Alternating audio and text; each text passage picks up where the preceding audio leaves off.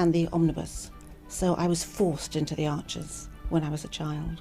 And look, it's come back to bite me later on. I'm awash with this stuff. The Archers is the world's longest-running radio show, with more than 15,000 episodes broadcast. Despite being a rural flavor show, The Archers is recorded in the heart of... So today we're doing a deep dive that really gets into this classic human paradox. You've got this moment where you find a genius solution to a mechanical crisis. But you're completely paralyzed by an emotional one. Exactly. And our sources are these really detailed audio narratives. They drop us right into a tight-knit community facing this, well, this immediate operational emergency. And it all starts with something so relatable. Pain. The main guy for this farm operation. Lord, his hands are shot. Yeah, they're badly swollen from a deep clean job at a school, of all things. And that one small detail in this source, that he can barely open a packet of ibuprofen, it sets the stakes so perfectly, doesn't it? It really does. Because that physical pain makes an urgent deadline, well, impossible. They have to get a huge number of turkeys plucked by Wednesday. Which is a massive financial pressure point. And with Lord out of commission, the whole thing is basically stalled.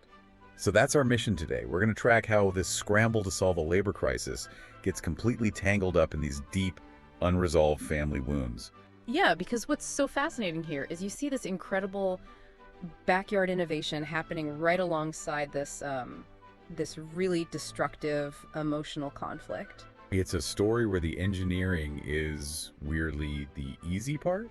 And the human relationships are just impossibly hard. Okay, so let's start with that first problem. The turkeys. The necessity. Lord is injured. He knows he can't do it. And he's tried everything, right? He's looked for traditional help. He tried to get a hold of Darren, who used to be a gamekeeper. But Darren's moved on. He's a forest ranger now, so, he's not available. There's no backup plan. And that's the moment. That's when necessity becomes the mother of invention. Lord is saying, despite the pain, I'll have to be up to it. And Ed just jumps in. He immediately pivots from crisis management to, DIY engineering. It's almost reckless at first. His wife, Clary, finds him trying to dismantle their own washing machine. A working washing machine. A working one. He's got the back off it. He's looking at the motor, the drum. He is convinced this is the answer. Which is just, it's a moment of pure tension, isn't it? He's willing to risk a guaranteed domestic crisis. For sure. To solve the farm crisis. Yeah. And Clary, she is the voice of pragmatism. She just shuts it down. Instantly. Makes it very clear that if that washing machine gets broken, the fallout will be immediate and severe. But Ed's not deterred.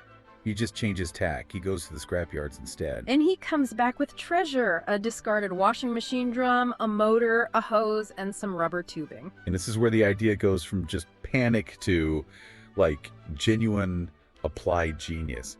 He starts laying out the plan for what he calls the Grundy turkey plucker. I love that name. It's amazing. And this is where you get the real insight, right? Yeah. How you turn scrap into something high-tech for their needs. So can you break down the mechanics? Because he makes it sound almost elegant. It really is. The core of it is the washing machine drum. It's the body. It's tough. It's already the right shape. But the real innovation, the key part, is the rubber tubing.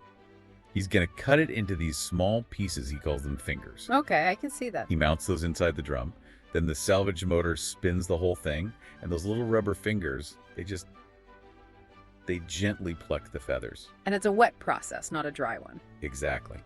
That hose is critical. It sprays water inside while it spins, which helps get the feathers off and keeps the whole machine clean. And what's so cool is he didn't just invent this out of thin air. He found the idea online. Yeah, he says he found a step-by-step how-to guide from some guy in Australia. It's that perfect blend, Yeah.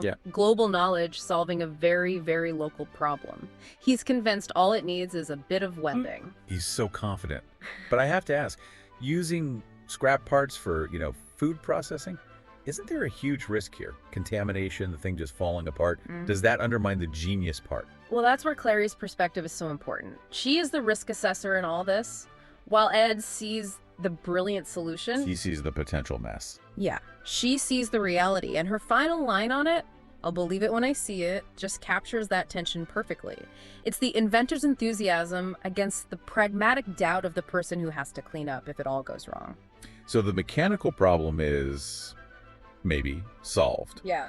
But the human schedule, That's a whole other story. Yes, that schedule is way less forgiving than a washing machine drum, and it is on a collision course. We're shifting now from mechanical problems to emotional landmines. So we have Chris. He's the protective dad, and his evening is planned out completely. He's got a date with Carly. At a little Portuguese place. Small plates. Right. And their relationship is still, it's tentative. They're just seeing how things go. It's not defined. And at the same time, his daughter, Martha, has her own very structured evening planned. A birthday party at a trampoline park. Which then leads to a sleepover at Ed and Clary's. Introducing the Archer's Mug, where elegance meets everyday comfort. Crafted from premium white ceramic, designed with vibrant peekaboo colors inside, simple, modern, and stylish.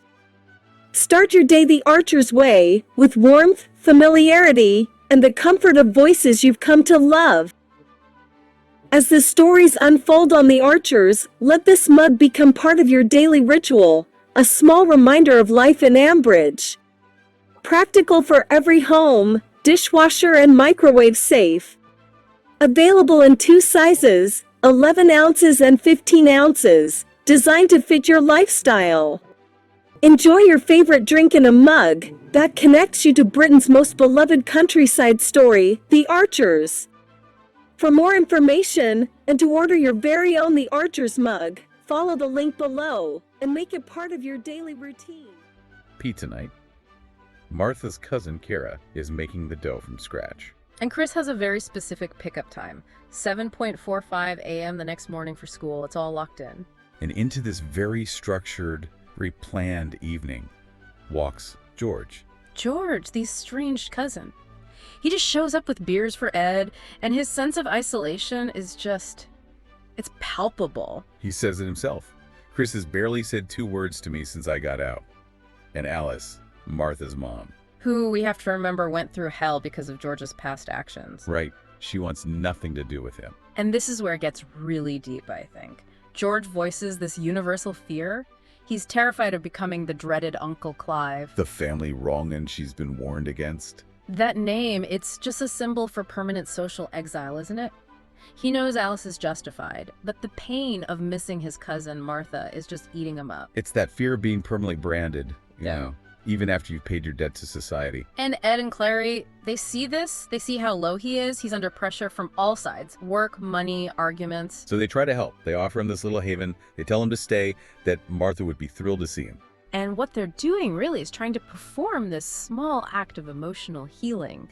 Just trying to mend a simple connection between cousins. But that little act of kindness, that momentary lifting of the ban. That is precisely what's going to trigger the explosion. And for a little while, it works. For 1 hour, it works beautifully. We get this perfect little snapshot of normalcy. Martha is so happy. She's setting up her teddies, getting them ready for bed.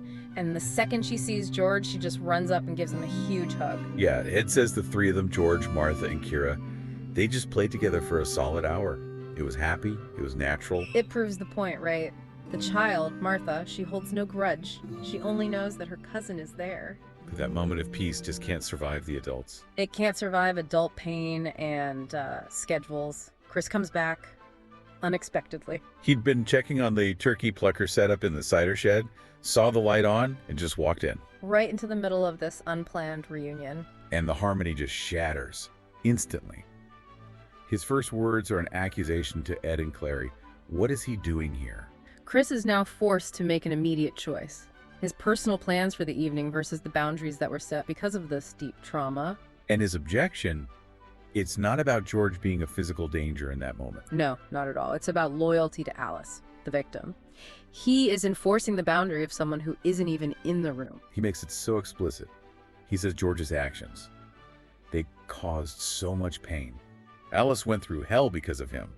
Martha nearly lost her mom because of what George did. And that's the bottom line for him. Alice wouldn't be happy and she wouldn't allow it. And because she wouldn't allow it, it cannot happen. This is such a critical point for you to see.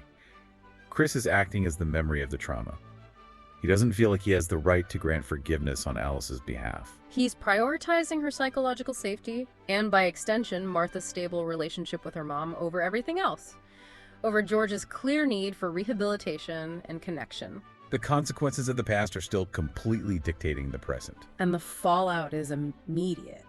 And it's devastating. Clary is pleading, she's in her pajamas, we have pizza dough ready. But Chris doesn't care. He cuts the visit short, grabs Martha, takes her home. He even cancels his own date, saying Martha has to come first. He upholds that boundary, even at a huge personal cost to himself. He's showing that the safety of his family unit, as defined by Alice's trauma, it's non-negotiable. And George's reaction. Oh, he just crumbles. He takes all the blame. This is all on me, he says. Of course Chris don't want me seeing Martha. I'd feel the same if I was him. He just leaves, won't even stay for the beer Ed offers him. And Ed and Clary are left just worried sick. They say they've never seen him like this before. And you realize the emotional toll of that one confrontation is so much bigger than the stress over the entire Turkey crisis from just a few hours earlier. It's just so stark. The plucker problem was fixed with scrap metal and a motor. The family problem, it was fixed with confrontation and destruction. So when we step back and synthesize this whole deep dive, what we're left with is this really striking paradox, right? Completely. This community can solve a really complex, financially critical mechanical problem. They can use scrap metal and an Australian how-to video. They can meet necessity with amazing innovation. But they are left completely defeated, completely paralyzed by the work of solving their emotional crisis. Yeah, they can repair the infrastructure of the farm, but they can't seem to repair the structure of the family, because that past trauma creates these mandatory, unbending boundaries. The welding for the turkey plucker is straightforward. It's simple, it's precise. But the emotional welding needed to fix the family. That's impossible, especially when it conflicts with the duty to protect a loved one who has already suffered so much. George has paid his debt to society, but his relational debt is still being enforced, and it's preventing any kind of real healing. Exactly. So here is a final provocative thought for you to take away from this. How do you move forward in a community where one person, George, desperately needs reconciliation to feel whole again? But the terms of that forgiveness, the boundaries, are all conditional on the feelings of a third party, Alice, who isn't even there. When a deep trauma dictates all future social interaction, is reconciliation even a choice anymore? Or is it a privilege that just gets revoked by the consequences of the past? And that's a question that, some scrap metal and a washing machine drum just can't answer. So, what are you doing now? Just getting ready for the next episode. Just And, moving mics around. So, what do you do? I do the spot effects on the arches. Any Are you what we movements call Foley then? and- kind of. Yep. Okay. And these are all part of the paraphernalia of production. Yep. That's the bull bar. This one. Yep. That's. Hayley so wanted to be in their own place when their baby came. It's due in 2 months. Not much chance of that now. No. I mean, it would have been a stretch for them financially, mind, but I just wish there was something practical I could do to help them, Caroline. I think The Archers has had this immense popularity over the years, basically because it has always very accurately reflected the reality of life and living in a rural community at whatever